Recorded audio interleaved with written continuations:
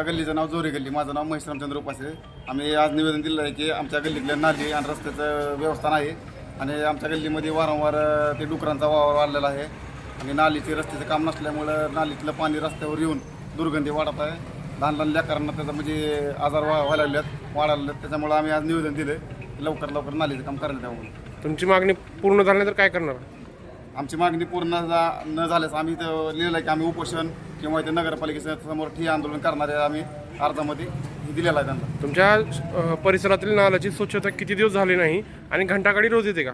नाही होतच नाही लवकर आणि आम्ही फोन केला तर घंटागाडी त्या दिवशी एक तेवढं फोन. आणि नाली स्वच्छता किती दिवस झाली नाही? नाली काय नाही तिथं पाणी शिरायला लागलं. तुम्ही निवेदनात उल्लेख केलाय अनेक वर्ष झालं की स्वच्छता झाली नाही म्हणून. म्हणजे किती महिने झाले? किती स्वच्छतेचं नाही, नालीचं नाही म्हणून सांगितलंय. हा नाली काढणारे मध्ये आमचा फावडा घुसतच नाही मध्ये त्याचा असा विषय.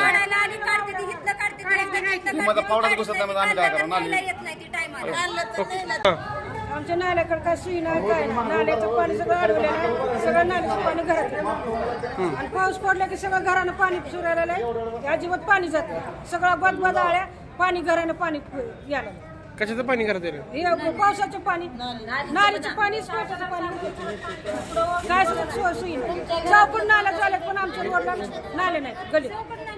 माने हा मी झोरे गल्लीतूनही आहे.